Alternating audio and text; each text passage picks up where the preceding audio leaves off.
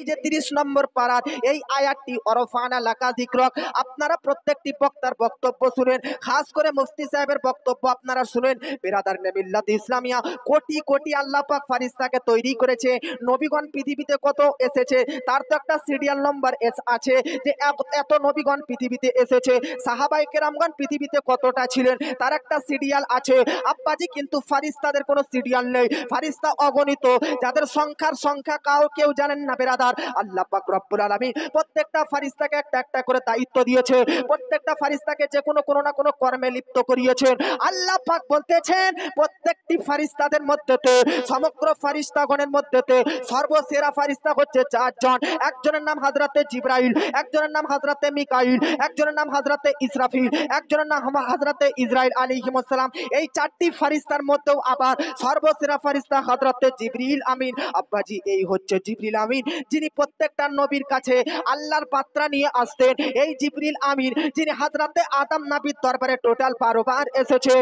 এই হযরতে জিবরিল আমিন যিনি হযরতে শীস আলাইহিস সালামের দরবারে টোটালি 4 বার এসেছে। এই হযরতে জিবরিল আমিন যিনি হযরতে ইয়াকুব আলাইহিস সালামের দরবারে কাছে এসেছেন মোট 4 বার। এই হযরতে জিবরিল আমিন যিনি হযরতে আইয়ুব আলাইহিস সালামের দরবারে টোটালি 3 বার এসেছে। এই হযরতে জিবরিল আমিন যিনি হযরতে ইব্রাহিম আলাইহিস সালামের দরবারে বেরাদার 42 বার এসেছে। এই হযরতে জিবরিল আমিন যিনি হযরতে নূহ আলাইহিস সালামের দরবারে 50 বার এসেছেন। এই হযরতে জিবরিল আমিন যিনি হযরতে ঈসা আলাইহিস সালামের দরবারে 10 বার এসেছেন।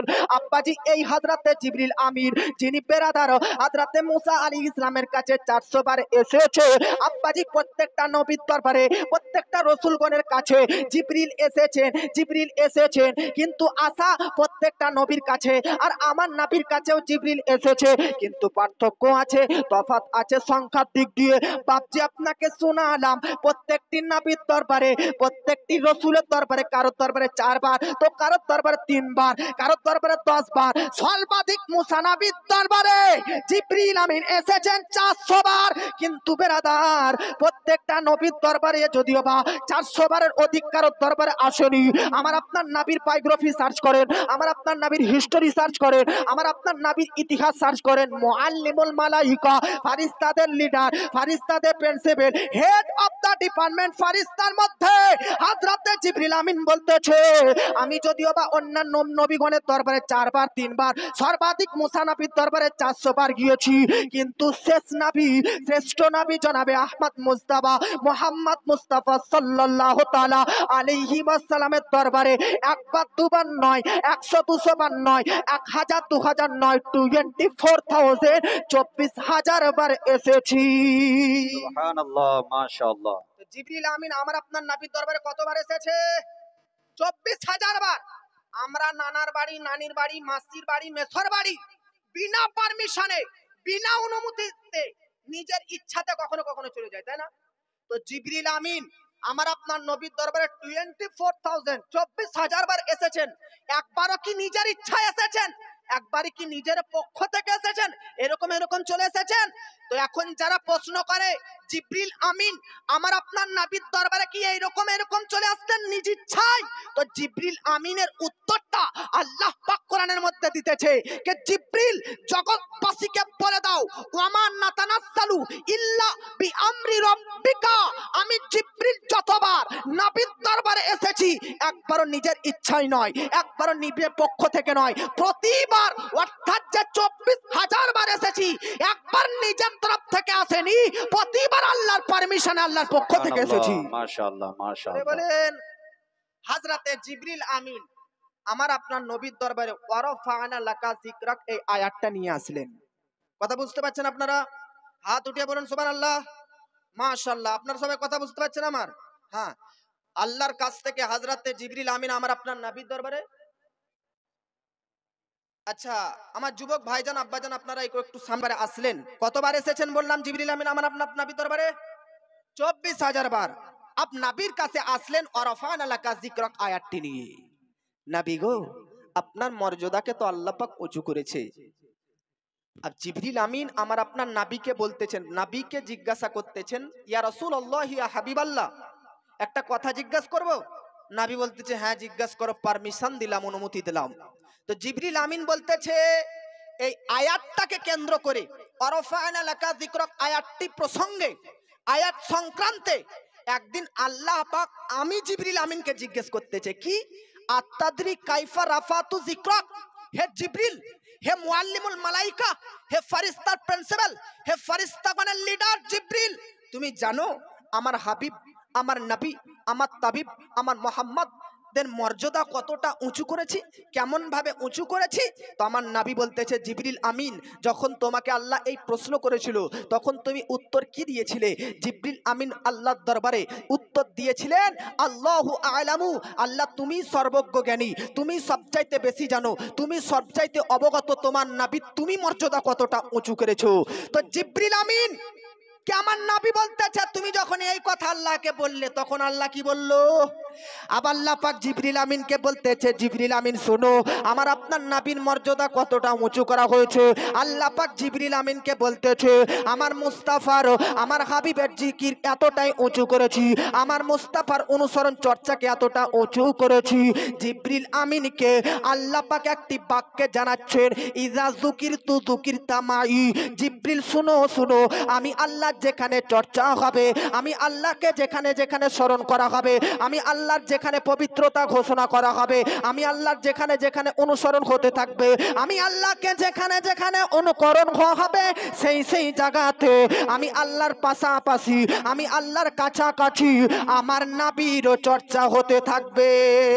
সুবহানাল্লাহ, বোঝা সুবহানাল্লাহ। গেল, আল্লাহর যেখানে চর্চা সেখানে নবীর চর্চা, আল্লাহর যেখানে প্রশংসা হবে সেখানে নবীর প্রশংসা হবে। এখন আসুন বা বুঝুন আল্লাহর প্রশংসা কোথায় কোথায় হয়। 28 নম্বর পারার মধ্যে চারটি সূরা বলতেছে, সূরার নাম সূরা হাদীদ, সূরার নাম সূরা হাশর, সূরার নাম সূরা তাগাবুন, সূরার নাম সূরা সাফ। এই চারটি আয়াতের প্রথম নাম্বার আয়াতকে আপনি খুলে দেখুন, আল্লাহ পাক বলতেছে সাব্বাহা লিল্লাহি মা ফিস সামাওয়াতি ওয়াল আরদ, বা কোন জায়গাতে বলেছে ইউসাব্বিহু লিল্লাহি মা ফিস সামাওয়াতি ওয়াল আরদ, অর্থাৎ আল্লাহর প্রশংসা কোথায় কোথায় হয়? বলতেছে সাব্বাহা, প্রশংসা হয় লিল্লাহি, আল্লাহর, মা ফিস সামাওয়াতি ওয়াল আরদ, সাত আসমান সমূহের মধ্যে এবং সাত জমিনের মধ্যে, প্রত্যেকটা অঙ্গ প্রত্যঙ্গ, প্রত্যেকটা কীট পতঙ্গ, প্রত্যেকটা নদী নালা, প্রত্যেকটা গাছপালা, প্রত্যেকটা পশু পক্ষী, প্রত্যেকটা জানোয়ার ইনসান আল্লাহর প্রশংসা করতে থাকে। আর হাদিসে কুদসি থেকে বোঝানো গিয়েছিল, যেখানে আল্লাহর চর্চা সেখানে নবীর চর্চা। কোরআন থেকে প্রমাণিত আল্লাহর চর্চা সাত আসমান ও জমিনের প্রত্যেকটি জায়গাতে। তো কোরআন ও হাদিস থেকে দিবালোকের ন্যায় প্রমাণিত হলো, প্রকাশিত হলো, যেমন সাত আসমান সমূহের মধ্যে এবং সাত জমিনের মধ্যে আল্লাহর চর্চা হতে থাকে, অনুরূপ ভাবে আল্লাহর সঙ্গে সঙ্গে আমার আপনার নবীরও চর্চা হতে থাকে। সুবহানাল্লাহ, বেশক বেশক। বলেন, আল্লাহ পাক বলতেছেন ইজা যুকিরতু যুকিরতা মাই, যেখানে আমি আল্লাহর জিকির হবে তার কাছাকাছি, তার পাশাপাশি, তার সঙ্গে সঙ্গে কার জিকির হবে? নবীরও জিকির হবে। জোরে বলেন। তো জিকির দুইটি হলো, একটা জিক্রুল্লাহ আল্লাহর জিকির, আর একটা হচ্ছে জিক্রে নবী, জিক্রে মোহাম্মদ। তো নবীর জিকির আর আল্লাহর জিকির একটা উদাহরণ দিয়ে দিচ্ছি শুনেন। লা ইলাহা ইল্লাল্লাহ, এটা কার জিকির? আল্লাহর। মুহাম্মাদুর রাসূলুল্লাহ, এটা কার জিকির?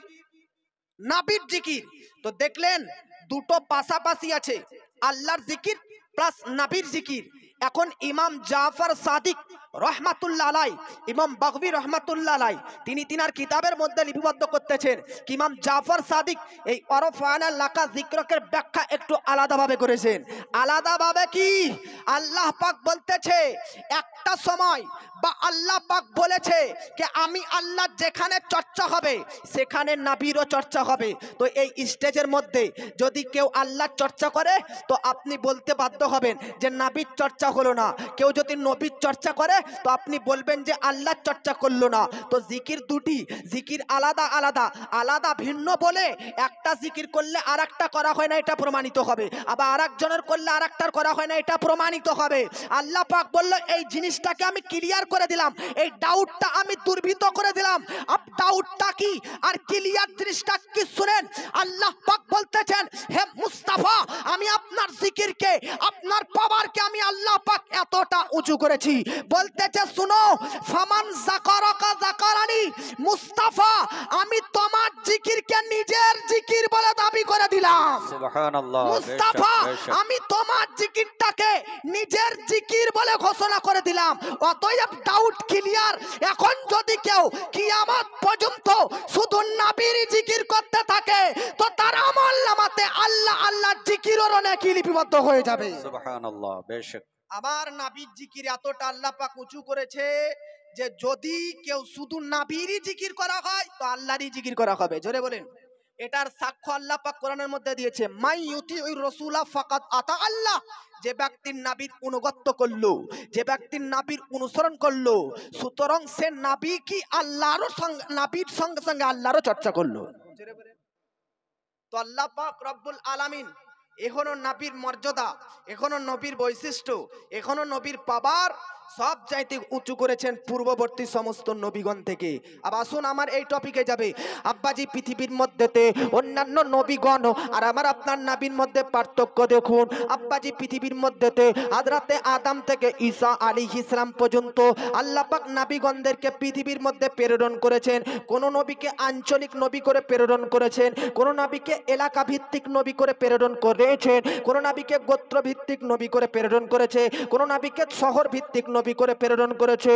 আল্লাহ পাক রব্বুল আলামিন বলতেছে, ওয়ামা আরসালনাকা ইল্লা কাফফাতাল লিন-নাস বা ওয়ামা আরসালনাকা ইল্লা রাহমাতাল লিল আলামিন। হাবিব গো, তাবিব গো, পূর্ববর্তী সমস্ত নবীগণ মধ্যে থেকে কাউকে আমি গোত্র ভিত্তিক নবী করে প্রেরণ করেছি, কাউকে এলাকা ভিত্তিক নবী করে প্রেরণ করেছি। আপনাকে এলাকা ভিত্তিক গোত্র ভিত্তিক নয়, বরং সমস্ত সৃষ্টি জগতের জন্য নবী করে পাঠালাম। এলাকাতে দেখবেন একটা চেয়ারম্যান ভাইস চেয়ারম্যান হয় যেটা শুধু গ্রামের, আর একটা চেয়ারম্যান হয় যে শুধু কোথাকার হয়, একটা থানার, একটা এমএলএ হয় যে পুরো ডিস্ট্রিক্টের, একটা মুখ্যমন্ত্রী হয় যে পুরো বঙ্গের, আর একটা প্রধানমন্ত্রী হয় যে পুরো দেশের। তো যে মুখ্যমন্ত্রী পশ্চিমবঙ্গের মমতা ব্যানার্জি, তো উনি কিন্তু পুরো দেশের মন্ত্রী নয়। আর মুআজ্জাজ সামাইনে কেরাম এমএলএ, সে কিন্তু পুরো ডিস্ট্রিক্টের তো বেরাদার এমএলএ, কিন্তু পুরো পশ্চিমবঙ্গের কিন্তু তিনি এমএলএ নয়। তো যে এমএলএ তার রাজত্ব চলবে শুধু ডিস্ট্রিক্টের মধ্যে, যে মুখ্যমন্ত্রী তার রাজত্ব চলবে একটা বঙ্গের মধ্যে, আর যে প্রধানমন্ত্রী তার রাজত্ব চলবে পুরো দেশের মধ্যে। আল্লাহ পাক বলতেছে শোনো, কোন নবীকে আমি একটা ডিস্ট্রিক্টের জন্য নবী করে প্রেরণ করেছি, কোন নবীকে আমি একটা থানার জন্য নবী করে প্রেরণ করেছি, কোন নবীকে আমি আল্লাহ পাক একটা বঙ্গের মানবের কল্যাণের উদ্দেশ্যে নবী করে প্রেরণ করেছি। সমস্ত নবীকে, কোন নবীকে বেরাদার বঙ্গ বা থানা বা ডিস্ট্রিক্ট বা গ্রাম ভিত্তিক নবী করে প্রেরণ করেছি, আর সমস্ত সৃষ্টি জগতের প্রধান নবী করে আমি নবী আপনাকে প্রেরণ করেছি। সুবহানাল্লাহ, বেশক আল্লাহ বেশক। পাক এই জন্য বলতেছেন, ওয়ামা আরসালনাকা ইল্লা রাহমাতাল লিল আলামিন। আরসালনা, আরসালনা कौन सा सेगा है? जमा मुताकल्लिम, सेगा जमा मुताकल्लिम फेले माजी, বাবে ইফাল থেকে আরসালা ইউরসিলু। প্রেরণ করার জন্য তিনটি জিনিস প্রয়োজন। কয়টি জিনিস প্রয়োজন? যে প্রেরণ করবে, প্রেরণ দাতা, যে প্রেরিত হবে, আর যার কাছে প্রেরণ করা হবে। আপনি একটা চিঠি, একটা লেটার লিখলেন, পাঠালেন কাকে? আপনার বাপকে। তো যে পাঠাচ্ছেন, আপনি যে চিঠিটা লিখলেন, আপনি হচ্ছেন প্রেরণদাতা, প্রেরণকারী। আর লেটারটা চিঠিটা হচ্ছে প্রেরিত বস্তু। আর বাপ, আপনি যাকে আপনার বাপকে পাঠালেন তিনি হচ্ছেন প্রাপ্ত, প্রেরণীয় জিনিস প্রাপ্ত। তো বাপজি, প্রেরণ করার জন্য তিনটি জিনিস প্রয়োজন, যে দিবে, আর যেই জিনিসটা দিবে, আর যাকে দিবে। আমার নবী কে প্রেরণ করেছেন কে? আল্লাহ। নবী হচ্ছে প্রেরিত বস্তু, আর প্রেরণ কাদের কাছে করা হয়েছে? বান্দার কাছে। তো বেরাদার, আপনি চিঠি লিখেছেন, তো চিঠিটার মতন আপনি না, আপনি চিঠিটার মতন না, চিঠিটা যাকে পাঠিয়েছেন চিঠিটা তার মতন না। তো যেমন যে চিঠি লিখেছেন লেখক, লেখক চিঠিটার মতন নয়, আর যার কাছে পাঠিয়েছেন যে চিঠিটা তার মতন নয়। তো চিঠি লেখক আপনি, নবীর প্রেরণ দাতা আল্লাহ, আল্লাহ নবীকে প্রেরণ করেছে। তো নবী না লেখক আল্লাহ প্রেরণকারীর মতন, না যার কাছে প্রেরণ করেছে বান্দা তার মতন নবী মুস্তাফা। সুবহানাল্লাহ, বেশক নবী বেশক। হচ্ছেন অতুলনীয় নবী, না উম্মতের মতন, না আল্লাহ পাকের মতন। বেশক বেশক, বহুত খুব। এই তিনটে আঙুলকে আপনি লক্ষ্য করেন, এটা ধরেন একমাত্র আল্লাহ পাক রব্বুল আলামিনের সত্তা, এটা নবী, এটা বান্দা। তো এই দুটো আঙুল দেখবেন খাঁচাখাচ, একদম সরাসরি কাছাকাছি, দুটো আঙুলের সঙ্গে অ্যাডজাস্ট হচ্ছে, একত্রিত হতেছে। কিন্তু এই আঙুলটা যদি এই আঙুলের সঙ্গে সাহায্য না নিয়ে, হেল্প না নিয়ে, সহযোগিতা না নিয়ে এই আঙুলের সঙ্গে স্পর্শ করতে চায় তাহলে কিন্তু পারবে না। পারবে? পারবে না। এই জন্য এই আঙুলটা যদি এই আঙুলের সঙ্গে মিশতে চায় তো তাকে এই আঙুলটার স্পর্শ দরকার। ভাই আল্লাহ পাক বলতেছেন যে শুনো, এটা আল্লাহর সত্তা বলি, এটা নবীর সত্তা বলি, এটা বান্দার সত্তা বলি। আপনি আল্লাহর কাছে মিশতে গেলে, আল্লাহর নিকটবর্তী হতে গেলে, আল্লাহর কাছাকাছি হতে গেলে, আল্লাহর কাছ পর্যন্ত পৌঁছে গেলে নবীর দরকার, কিন্তু নবীর কারোর দরকার নাই। ডাইরেক্টলি নবী আল্লাহর কাছ পর্যন্ত পৌঁছে দিতে পারে, সুবহানাল্লাহ, ডাইরেক্টলি নবীর কাছ পর্যন্ত আল্লাহ পৌঁছে দিতে পারে। কিন্তু ভাই ব্রাদার শুনেন, এই জন্য নবী এমন একটা মাধ্যম যে বান্দা যদি আল্লাহর নিকটবর্তী পৌঁছে যায় তো ডাইরেক্টলি নবী ছাড়া আল্লাহর কাছ পৌঁছবে না। যখন নবীর কাছ পর্যন্ত পৌঁছে যাবে অটোমেটিকলি আল্লাহর কাছ পর্যন্ত পৌঁছে যাবে। সুবহানাল্লাহ, মাশাআল্লাহ, জোরে বহুত খুব। বলেন সুবহানাল্লাহ। বিরাদার নে মিল্লাত ইসলামিয়া, আল্লাহ পাক বলতেছেন ওমা আরসালনাকা ইল্লা রাহমাতাল লিল আলামিন। এই আয়াতটা থেকে সব জিনিস প্রমাণ হয়ে যাবে। নবী হাজির নাজির, নবী গায়েবের সংবাদদাতা, নবীকে সর্বপ্রথম তৈরি করা হয়েছে, নবী নূরের তৈরি, সব কিছু আয়াতের মধ্যে প্রমাণিত হবে। এবার আসুন আপনারাও যদি বেরাদার একটু যুক্তিবাদী ওয়াজ, যুক্তিমূলক ওয়াজ শুনেন তাহলে খুব ভালো লাগবে আপনার ওয়াজ করতে। শুনতে রাজি কিনা? একবার জোরে বলেন, একবার দরুদ শরীফ পাঠ করেন। আল্লাহুম্মা সাল্লি রাহমাতাল লিল আলামিন। কথা ঠিক কিনা? আর আল্লাহর ক্ষেত্রে রব্বুল আলামিন, তাই না? আলহামদুলিল্লাহি রব্বিল আলামিন। তো আল্লাহর ক্ষেত্রে রব্বুল আলামিন, আর নবীর ক্ষেত্রে রহমাতাল লিল আলামিন। আলামিন কাকে বলে? আলামিন কি? আলামিন কোথায় কোথায় অবস্থিত? আলামিনের মধ্যে কি কি আছে? একটা কথা মনে রাখবেন, আলামিন হচ্ছে বহুবচন শব্দ, যাকে বলে প্লুরাল। একটা কথা মনে রাখবেন, সমস্ত সৃষ্টি একমাত্র আল্লাহর সত্তা ছাড়া, একমাত্র আল্লাহ ব্যতীত সমস্ত কিছু এই আলামিনের মধ্যে রয়েছে। জোরে বলেন। আলামিনের মধ্যে রয়েছে আরশ, আলামিনের মধ্যে রয়েছে কুরসি, আলামিনের মধ্যে রয়েছে বেরাদার লৌহ কালাম, আলামিনের মধ্যে রয়েছে আসমান, আলামিনের মধ্যে রয়েছে জমিন। তো বোঝা যাচ্ছে আলামিন মানে সমস্ত কিছু। এখন রব্বুল আলামিন মানে কি? সমস্ত জগতের পালনকর্তা আল্লাহ তাআলা। আরশের পালনকর্তা আল্লাহ, লৌহ কালামের পালনকর্তা আল্লাহ, আসমানের পালনকর্তা আল্লাহ, জমিনের পালনকর্তা আল্লাহ, এক কথায় আলামিনের পালনকর্তা আল্লাহ। তো রব্বুল আলামিন থেকে যেমন আপনি বুঝতে পারলেন যে সমস্ত সৃষ্টি জগতের মধ্যে, সমস্ত সৃষ্টি জগতের ব্যক্তি সমস্ত কিছুর পালনকর্তা সৃষ্টিকর্তা রব তাআলা, তেমন রহমাতাল লিল আলামিন দ্বারাও বোঝা যাচ্ছে যে সমস্ত সৃষ্টি জগতের রহমত দাতা নবী মুস্তাফা। সুবহানাল্লাহ, জোরে বলেন সুবহানাল্লাহ, সুবহানাল্লাহ। মাশাআল্লাহ। আচ্ছা, আগে আসমান তৈরি না আগে আল্লাহ তৈরি? কে বলেন? আসমান আগে না আল্লাহ আগে? আসমান আগে। জমিন আগে না আল্লাহ আগে? আরশ আগে না আল্লাহ আগে? লৌহ কালাম আগে না আল্লাহ আগে? আল্লাহ আগে। ये फर्श আগে না আল্লাহ আগে? এক কথায় আলামিন পরে, রব আগে। তো যেমন আলামিন পরে সৃষ্টি হয়েছে, রব আগে, ঠিক রহমাতাল লিল আলামিন দ্বারা আরশ পরে, নবী মুস্তাফা আগে। ফার্স পরে নবী মুস্তাফা আগে, লৌহ কালাম পরে নবী মুস্তাফা আগে।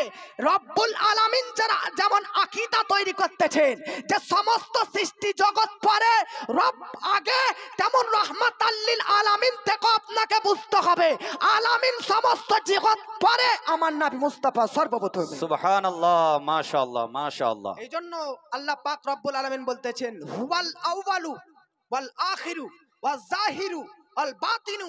এটা যদিও বা আল্লাহর ক্ষেত্রে প্রযোজ্য, কিন্তু আমার নবীরও গুণগান এর মধ্যে রয়েছে। জোরে বলেন সুবহানাল্লাহ। ডক্টর ইকবাল বলতেছেন নিগাহ নিগাহ ওহি কুরা ওহি তাহা ওহি ইয়াসিন। জোরে বলেন আমার আল্লাহ পাকও আউয়াল, নবীও আউয়াল। আমার আল্লাহ পাকও প্রথম, নবীও প্রথম। ব্যাপারটা বুঝবেন, আল্লাহ প্রথম, নবীও প্রথম। কি করে?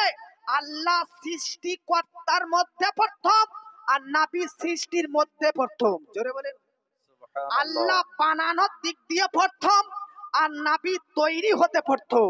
সুবহানাল্লাহ। আল্লাহ বলনেওয়ালা বলার দিক দিয়ে প্রথম, নবী শুননেওয়ালার মধ্যে প্রথম। আল্লাহ পাক বেরাদার শিক্ষা দিবার দিকে প্রথম, নবী শিক্ষা নেবার দিক দিয়ে প্রথম। এক কথায় আল্লাহ বেরাদার মর্যাদার দিক দিয়ে প্রথম, নবী মর্যাদান প্রাপ্ত হবার দিয়ে প্রথম। বেশক বেশক, বহুত খুব। তো আলামিন দ্বারাতে আমার নবী আল্লাহ পাক রব্বুল আলামিন সর্বপ্রথম তৈরি করেছেন। আচ্ছা একটা কথা ভাবেন, আরশের জন্য রহমত, সূর্যের জন্য রহমত, চন্দ্রের জন্য রহমত, নক্ষত্রের জন্য রহমত, সমস্ত জগতের জন্য নবী রহমত কিনা? তো এখন বলেন তো, আপনার জন্য যেই যেই জিনিসগুলো প্রয়োজন সেই সেই জিনিসগুলো আগে তৈরি হয়ে আছেন। দেখুন আপনার জন্য চন্দ্র প্রয়োজন, চাঁদের আলো প্রয়োজন, অলরেডি আল্লাহ পাক আগেই আপনার আগে চাঁদকে তৈরি করেছেন। আপনার জন্য সূর্যের আলো দরকার, আল্লাহ পাক আপনার পূর্বে সূর্যকে তৈরি করেছেন।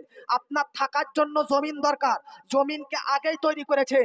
বেরাদার আপনার থাকার জন্য ছায়ার জন্য আসমানের দরকার, আল্লাহ পাক অটোমেটিকলি আগে পূর্বে আসমান তৈরি করেছে। তো বেরাদার যেমন আপনার জন্য এ আকাশ, এ পাতাল, এ চন্দ্র, এ সূর্য তৈরি, তো এর জিনিস প্রয়োজন। এই জন্য যেই জিনিস আপনার প্রয়োজন সেই জিনিস আগে তৈরি। তো এটা একটা ধারণা মনে রাখবেন, এটা একটা উসুল মনে রাখবেন, একটা পাত্রা মনে করবেন, যার জন্য যেটা প্রয়োজন হয় সেটা আগে তৈরি হয়। সমস্ত সৃষ্টি জগতের জন্য রহমত নবী, তাহলে বোঝা যাচ্ছে সূর্যের জন্য রহমত নবী, চন্দ্রের জন্য রহমত নবী, আরশের জন্য রহমত নবী। তার মানে বোঝা যাচ্ছে সূর্যের রহমতের প্রয়োজন, চন্দ্রের জন্য রহমতের প্রয়োজন, বেরাদার আকাশের জন্য নবী রহমতের প্রয়োজন, জমিনের জন্য নবী রহমতের প্রয়োজন, আরশের জন্য নবী রহমতের প্রয়োজন, ফারসের জন্য নবী রহমতের প্রয়োজন, লৌহ কালামের জন্য নবী রহমতের প্রয়োজন। তো যেমন আপনার যা যা প্রয়োজন আল্লাহ পাক সর্বপ্রথম আপনার প্রথমে তৈরি করেছে, তো ঠিক সেই রকম আলামিনের জন্য আরশ কুরসি আসমান জমিনের জন্য করুণা দয়া রহমতের প্রয়োজন। অনুরূপভাবে সিস্টেম অনুযায়ী সমস্ত জিনিসের প্রয়োজনীয় জিনিস নবীকে আগেই তৈরি করে দিয়েছে। সুবহানাল্লাহ, সুবহানাল্লাহ। জোরে বলেন রহমাতাল লিল আলামিন। আমার নবী সর্বপ্রথম সৃষ্টি, মাটির আগে, পানির আগে, হাওয়ার আগে, সমস্ত জিনিসের জন্য রহমত, তাই কি না? তো মাটির জন্য যদি যদি নবী রহমত হয় তাহলে মাটির আগে নবী, তো মাটির আগে যদি নবী হয় তাহলে মাটি থেকে নবী তৈরি কিভাবে? তাই কি না? মাটির জন্য যদি রহমত হয় তাহলে মাটি, তাহলে মাটির আগে যদি নবী তৈরি হয় তাহলে মাটি থেকে নবী কি করে তৈরি? মাটির আগে, নবীরও আগে একটাই জিনিস, সেটা হচ্ছে নূরুন আলা নূর, অর্থাৎ আল্লাহর জ্যোতি, আল্লাহর নূর। এছাড়া আর কিছুই ছিল না। তখন না মাটি ছিল না কিছু ছিল। আল্লাহ পাক রব্বুল আলামিন মেরাজের রাত্রিতে নবীকে নিজের কাছে ডেকে কি বলেছিলেন জানেন? এই যে হাদিসে কুদসিটা শেখ আব্দুল হক মুহাদ্দিস দেহলভী রাহমাতুল্লাহ আলাইহির গবেষণা অনুযায়ী, লাউলা কালামা খলাকতুল আফলাক, হে নবী আমি আপনাকে যদি সৃষ্টি না করতাম, সৃষ্টি জগৎ তৈরি করতাম না। তো সৃষ্টি জগতের মধ্যে মাটি, হাওয়া, পানি, আসমান, জমিন সমস্ত কিছু রয়েছে। নবীর সৃষ্টির কারণে এ সকল জিনিস সৃষ্টি হয়েছে। তো মাটিও তৈরি হয়েছে নবীর ওসিলাতে। আরে বেটা, নবীর ওসিলাতে যদি মাটি তৈরি হয় তাহলে মাটির তৈরি নবীকে কিভাবে বলতে পারো? বেশক, তাই বহুত কি না? খুব। আল্লাহ পাক আমার নবীকে সর্বপ্রথম নিজস্ব নূরের জ্যোতি দ্বারা তৈরি করেছেন। একটা কথা মনে রাখবেন, আমার নবী আজকে বর্তমান যুগের কিছু ব্যক্তি বলে নবী 40 বছর বয়সের নবী হয়েছে, বলে কি বলে না? 40 বছর বয়সের নবী হননি। একটা কথা মনে রাখবেন, প্রত্যেকটা নবীর জন্মগত নবী হয়ে এসেছেন। জোরে বলেন। সুবহানাল্লাহ। এর দলিল কি, বেশক এর প্রমাণ কি? আল্লাহ পাক কোরআনের মধ্যে বলেছেন, ওয়াইদ আখাযাল্লাহু মিসাকান নাবিয়িন। যখন এই পৃথিবীতে কেউ আসেনি, তখন আপনার আমাদের রূহ আর রুহের জগৎ আলামে আরওয়াহতে ছিল। তো রুহের জগতে যখন পৃথিবীতে কেউ আসেনি, রুহের জগতে আল্লাহ পাক যাকে যাকে নবী বানাবেন, আদমকে নবী বানাবেন, ঈসাকে নবী বানাবেন, মুসাকে নবী বানাবেন। তো সকল নবীগণের রূহ রুহের জগতে রয়েছে। আবার আল্লাহ পাক বলতেছেন, নবী আপনি স্মরণ করুন, যেই দিন আপনার কাছ থেকে, আপনার দ্বারাতে, আপনারকে কেন্দ্র করে প্রত্যেকটি নবীর দ্বারাতে অঙ্গীকার নেওয়া হয়েছিল। বেশক বেশক। এখনো কথা ক্লিয়ার হয়নি। ওয়াইদ আখাযাল্লাহু মিসাকান নাবিয়িন। আমি যদি বলি মুফতি সাহেবের কাছ থেকে এক গ্লাস পানি নিলাম, তার অর্থ কি? ইনি মুফতি সাহেব বলে তো আমি মুফতি বললাম, তাই কি না? আল্লাহ পাক বলতেছে আলামে আরোহাতে যখন নবীদের জন্মও হয়নি, আলামে আরোহা রুহের জগতে প্রত্যেকটি নবীর দ্বারাতে আমি অঙ্গীকার নিয়েছিলাম, ওয়াদা নিয়েছিলাম, প্রতিশ্রুতি নিয়েছিলাম। তো বোঝা যাচ্ছে আল্লাহ পাক নিজেই সমস্ত নবীকে জন্মের পূর্বে নবী বলে দাবি করে দিয়েছেন। বেশক বেশক। তাহলে বহুত নবী খুব। 40 বছর বয়সের নবী কি করে হতে পারে? যেহেতু রুহের জগতে অলরেডি আদম তা মুহাম্মদ পর্যন্ত সমস্ত নবীকে নবী বলে সুঘোষণা দিয়ে দিয়েছে। বেশক বেশক। আবার আল্লাহ পাক কি বলতেছেন সমস্ত নবীগণের রূহকে, কে শুনো শুনো, আমি তোমাদের মধ্যে, তোমাদের কাছে একটা রসুল প্রেরণ করব, একটা নবী প্রেরণ করব। সে রসুলের প্রতি তোমরা অবশ্যই ঈমান আনবে। তোমাদের যুগে যদি সে নবী আসে, তো তার উপর অবশ্যই তোমরা হেল্প করবে, তাকে সাপোর্ট করবে। লা তুমিনুন্না ওয়ালা তানসুরুন্না, কোরআনের মধ্যে আল্লাহ পাক বলতেছেন যে তার উপর ঈমান আনবে, তাকে সহযোগিতাও করবে। এখন আল্লাহ পাক একটা অপশন দিচ্ছেন, অপশন কে আদম টু ঈসা পর্যন্ত সমস্ত নবীকে আকরারতুম আখাযতুম, হে নবীগণ তোমরা কি শেষ নবীর প্রতি যে দায়িত্বগুলো তোমাদেরকে জানালাম, এই দায়িত্বগুলি কি গ্রহণ করলে? কি কি দায়িত্ব? সে নবী মুহাম্মদ যদি পৃথিবীর মধ্যে তোমাদের যুগে, তোমাদের সময় আসে, তো তার প্রতি ঈমান আনবে। তোমরা নবী, আরে তোমরা তো নিজের নিজের উম্মতকে কালমা পাঠ করাও। আরে তোমরা কালমা নিজের উম্মতকে পাঠ করাবে, কিন্তু তোমরা কালমা পাঠ করার সময় মুহাম্মদ রাসূলুল্লাহ কালমা পাঠ করবে। তো বেশক। শুনো হে নবীগণ, তোমাদেরকে যে দায়িত্ব দিচ্ছি, যে পৃথিবীতে যদি শেষ নবী আসে তার প্রতি ঈমান আনবে, তাকে সহযোগিতা করবে। আকরারতুম আখাযতুম, এই দায়িত্ব কি তোমরা মেনে নিচ্ছ? যদি মেনে নাও, তাহলে আমি তোমাদেরকে পৃথিবীতে নবী বলে সিলেক্টেড করে দিব। প্রত্যেকটি নবী আল্লাহর কথা শুনে বলেছিল, হ্যাঁ হ্যাঁ বালা আখাযনা, আমরা স্বীকার করলাম, আকরার না, আমরা মেনে নিলাম শেষ নবীকে নবী বলে। বেশক সুবহানাল্লাহ। তো রুহের জগতে আমার আপনার নবীকে নবী বলে মেনে নেওয়া করিয়েছিলেন আল্লাহ পাক সমস্ত নবীগণের মধ্যে। জোরে বলেন। তো এই রহমাতাল লিল আলামিন থেকে আমার আপনার নবী, আচ্ছা বলেন তো, যাকে সমস্ত সৃষ্টি জগতের হেড অফ দা ডিপার্টমেন্ট করা হবে, সে কি অশিক্ষিত হবে না শিক্ষিত হবে? শিক্ষিত হবে। সে পাওয়ারফুল হবে না আনপাওয়ারফুল হবে? পাওয়ারফুল হবে। যে বেরাদার এমন একটা রহমাতাল লিল আলামিন নবী। আর একটা কথা বলে দিই, আচ্ছা নবী জীবিত না মৃত? অবশ্যই জীবিত। যুক্তি শুনেন, রহমাতাল লিল আলামিন সমস্ত জগতের জন্য নবী রহমত। তো এখন এটা জগৎ কি না? এখনো কিয়ামত হয়েছে? জগৎটা ধ্বংস হয়েছে? জগৎ জগতই আছে, আসমান আসমানি আছে, আর আরশি আছে। আচ্ছা বলেন, আপনার নবী সমস্ত সৃষ্টি জগতের জন্য যদি রহমত হয়, তো রহমত না হলে তো কেউ চলতে পারবে না। তো নবী যদি মরে যায়, তাহলে পৃথিবী চলবে কি করে? রহমাতাল লিল আলামিন প্রমাণ করতেছে যে নবী এখনো পর্যন্ত জীবিত আছে, যার জন্য নবী সালাতে ফায়েজ বলতেছে। মাশাআল্লাহ। বহুত খুব বহুত খুব। অতএব মুআজ্জাজ সামাইনে কেরাম, স্টেজের মধ্যে অনেক ওলামায়ে কেরাম আছেন, তিনারাও বক্তব্য রাখবেন, তিনাদেরও সময় ঘনিয়ে এসেছেন, আমারও সময় অতি কাছে চলে এসেছেন। 8টার সময় আমার 9টা, 8টা থেকে 9টা, এখনো 10 মিনিট টাইম আছে নাকি? 50 50 শেষ করুন। তো আমার টাইম হচ্ছে, আর আমি বক্তব্য রাখছি না। বেরাদার নে মিল্লাত ইসলামিয়া, আর 5 মিনিট আমি লোক একটা গজল বলবো, একটা সাব পড়বো। একবার দরুদ শরীফ পাঠ করুন, আল্লাহুম্মা